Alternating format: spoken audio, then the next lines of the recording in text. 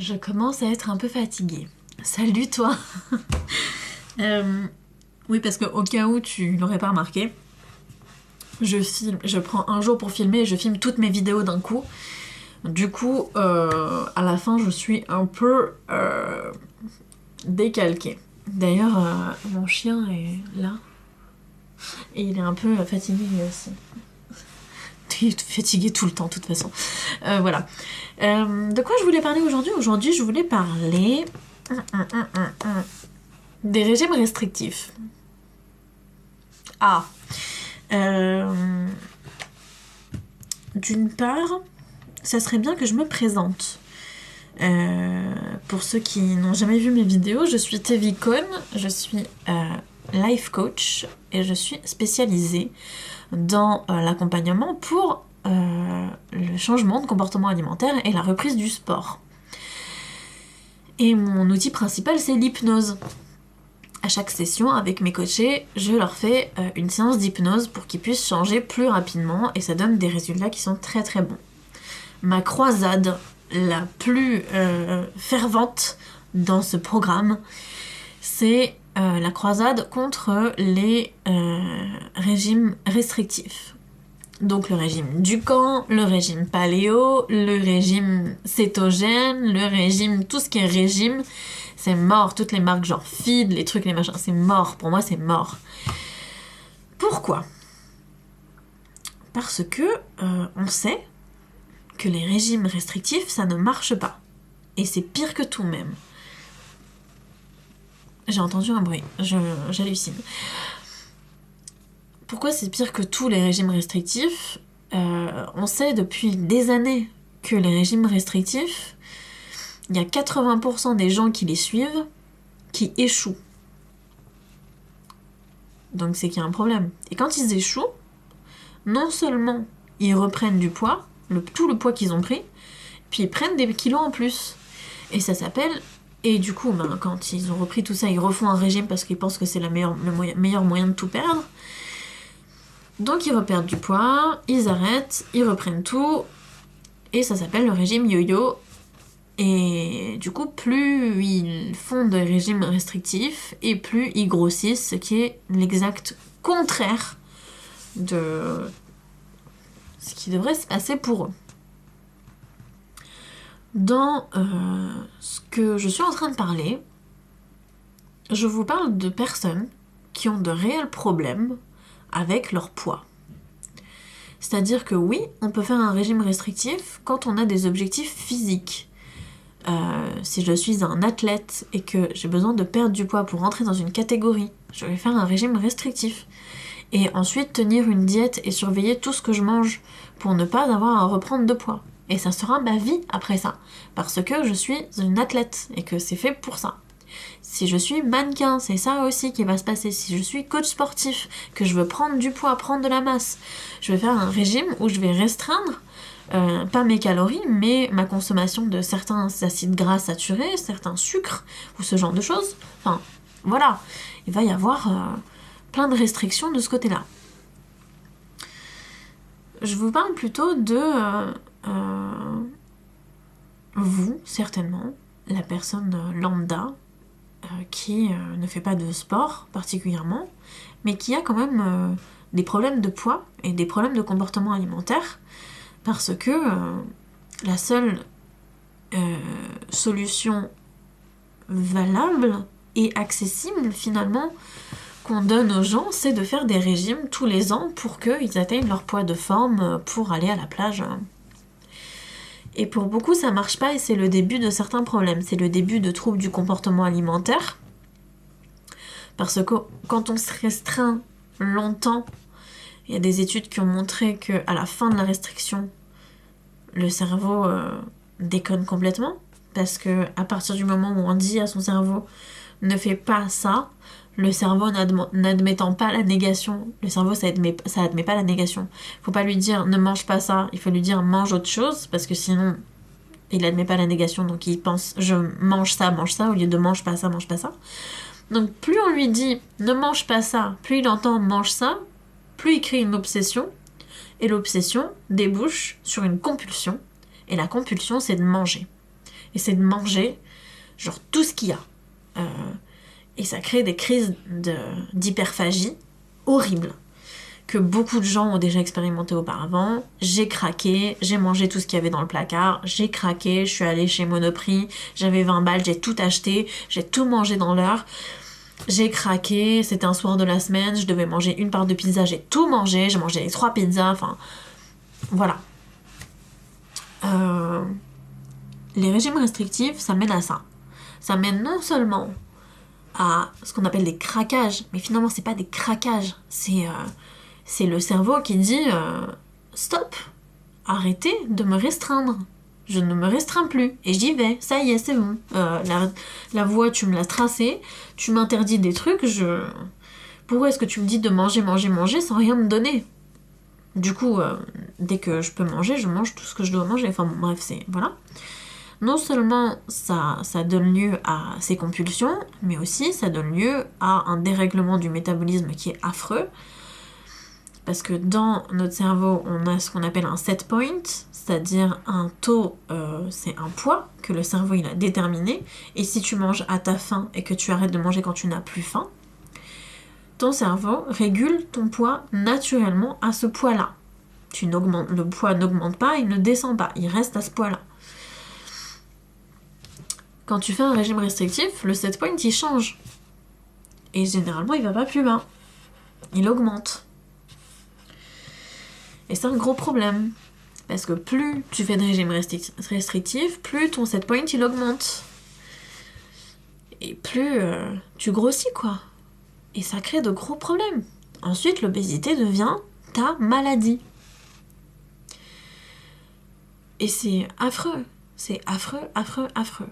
Donc, la solution à ça, c'est de changer de comportement alimentaire. Manger en pleine conscience. Manger des aliments que tu as envie de manger en petite quantité, en pleine conscience.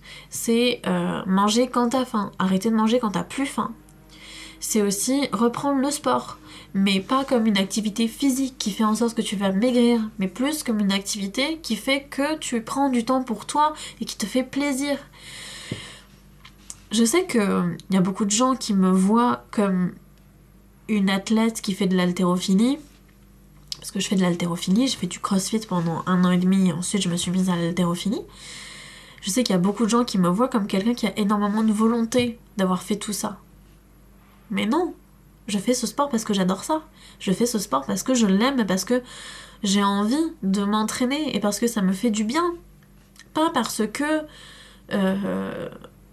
il se trouve que soulever des poids, c'est bien plus efficace que d'aller faire du cardio pour changer de physique. J'ai pas envie de changer de physique, je m'en fous. Je l'aime mon physique, je m'aime comme je suis. Et ça aussi, cette acceptation de soi, elle fait partie du changement de comportement alimentaire. Parce que quand on s'aime, on n'a plus envie de faire un régime pour changer. Ça ne nous arrive plus. On va à la plage comme on est. Parce que le bikini body, c'est le body que t'as là maintenant. Tu mets un bikini dessus et tu vas à la plage et c'est bon, c'est un bikini body. Et c'est dur finalement de faire cette croisade parce que non seulement il n'y a rien de plus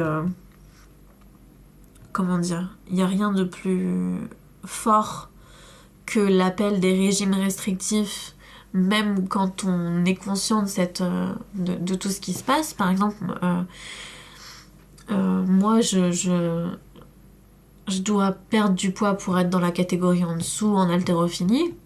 Et pour ça, il va falloir que je surveille ce que je mange. Et manger en pleine conscience en suivant un plan, ça va être dur. Mais je le fais pour un truc au-dessus. Et je le fais parce que j'ai des comportements alimentaires qui sont sains aujourd'hui. Et ça, c'est pas possible quand on n'est pas en pleine conscience et qu'on sait pas ce qui se passe dans notre tête et qu'on sait pas comment on se comporte alimentairement parlant. Donc c'est compliqué. Je vais m'arrêter, je vais me moucher. Oh là là. Bref. Tout ça pour dire que il Il y a d'autres moyens de... comment dire, de changer, d'être mieux dans sa peau qu'en perdant du poids. D'une part parce que perdre du poids, le poids c'est une mesure qui est pas objective, c'est pas une mesure objective en fait de sa santé. Je veux dire, quand j'ai repris le sport il y a 2 ans et demi, je pesais pareil que ce que je pèse maintenant. Et pourtant, mon corps est pas du tout le même. Parce que j'ai perdu du gras et j'ai pris du muscle. Et le muscle, ça pèse plus lourd. Donc, ce qui est important, c'est la répartition de la graisse sur le corps. Et à partir du moment où on mange à sa faim, et qu'on arrête de manger quand on n'a plus faim, et qu'on change de comportement alimentaire, et qu'on fait plus de sport, forcément, on finit par changer physiquement. Et si c'est ça qu'on veut, autant pas regarder la balance. Parce que c'est pas l'objectif. C'est pas l'objectif du tout. Ce qui est important aussi, dans le changement de comportement alimentaire, c'est de se rendre compte de comment est-ce qu'on mange. C'est-à-dire, est-ce que je mange devant une table ? Est-ce que je mange un repas complet ? Est-ce que je mange avec un écran ? Est-ce que je mange avec quelqu'un ? Est-ce que je mange en moins de 10 minutes ? Est-ce que je mange en plus de 20 minutes ? Est-ce que quand j'ai fini de manger, j'ai encore faim ? Ou est-ce que j'avais plus faim au milieu de mon assiette et que j'ai quand même continué à manger ? Tout ça, c'est des informations qui sont hyper importantes et qu'il faut prendre en compte quand on commence ce voyage dans le comportement alimentaire. Il faut se demander comment est-ce qu'on va, comment est-ce qu'on mange, depuis quand nos comportements alimentaires ils sont là, qui est-ce qui nous les a appris, et il faut aussi se demander comment est-ce que je fais pour changer. Et ça, je pense que ça demande un accompagnement. Peut-être pas un accompagnement avec une diététicienne, mais au moins avec quelqu'un qui soit capable de comprendre les comportements alimentaires et les changer. Et ça, c'est plutôt compliqué à trouver. Et ouais, c'est plutôt compliqué. Aussi, j'aimerais parler d'un fléau de notre société, c'est la dysmorphophobie. C'est le fait de ne pas voir son corps de la manière dont il est vraiment. Il y a plein de femmes qui se pensent grosses. Je crois qu'il y a 70% de la population féminine française. Il y a 70% des Français qui ont des problèmes avec leur poids. Mais la plupart ne sont pas en surpoids. Enfin, elles sont pas en surcharge pondérale, elles n'ont pas une surcharge de graisse. C'est juste qu'elles se sentent mal avec le poids qui est affiché sur la balance. Et ça, c'est affreux. C'est affreux parce que ça n'est pas au poids qui est affiché sur ta balance comment dire, ce n'est pas à ce poids de dicter si tu vas bien ou pas dans ta vie. Ça n'a aucun sens, tu vois. Ce qu'il faudrait plutôt, ça serait apprendre à s'aimer chaque jour, quel que soit le poids qui est affiché sur la balance. Et d'ailleurs, chez moi, il n'y a plus de balance. Je me pèse avant mes compétitions, mais sinon, pas beaucoup plus, quoi. Enfin, jamais autre part. Parce que ça sert à rien, quoi. Je veux dire, c'est pas en me pesant tous les jours que je vais maigrir. Ou Et c'est pas en maigrissant que je me sentirai mieux. Parce qu'il y a beaucoup de gens qui perdent 50 kilos et qui se rendent compte à la fin que ils se sentent toujours gros, ils se sentent toujours mal, ils se sentent toujours gras, toujours moches.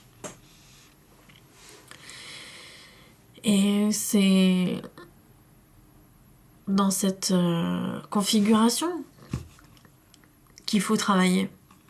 Il faut travailler sans tous ces chiffres qui ne servent à rien. Il faut travailler en résultat bien-être. Est-ce que je me sens mieux si je vais au sport 3 fois par semaine? Oui, alors je le fais. Est-ce que je me sens mieux quand je mange 2 parts de pizza avec de la salade plutôt qu'en mangeant la pizza entière? Oui, alors je le fais. J'interdis pas la pizza. J'en mange en quantité raisonnable. Et j'en mange en pleine conscience, en prenant vraiment plaisir en la mangeant. Donc ça, ouais, c'est important pour moi et c'est important de le savoir et de le reconnaître. Voilà, je crois que c'est tout ce que je voulais dire là-dessus. Si jamais tu as un problème avec ton alimentation, que ça soit le fait de ne pas gérer une diète, d'avoir des comportements addictifs face à certains aliments, de faire de l'hyperphagie, de manger à des heures incroyables, avec des quantités incroyables, de passer par des phases de restriction et puis par des phases de je fais n'importe quoi, de pas pouvoir reprendre le sport. Je te conseille fortement de te faire accompagner et de te plonger dans ton comportement alimentaire avec quelqu'un qui s'y connaît et quelqu'un de confiance. Et si jamais tu veux te faire accompagner par moi, il y aura toutes mes coordonnées dans la description. Voilà. Et bien c'est tout. J'espère que cette vidéo t'a plu et qu'elle t'a aidé à comprendre tout ce qu'il y avait à comprendre sur les régimes restrictifs et le comportement alimentaire.